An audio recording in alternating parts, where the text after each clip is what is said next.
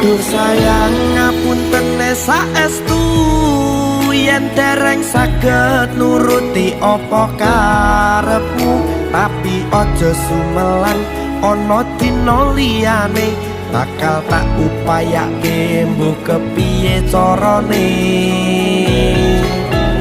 Tresnoku ora bakal luntur, sayangku ora bakal goyah senajan kahanane bubrah.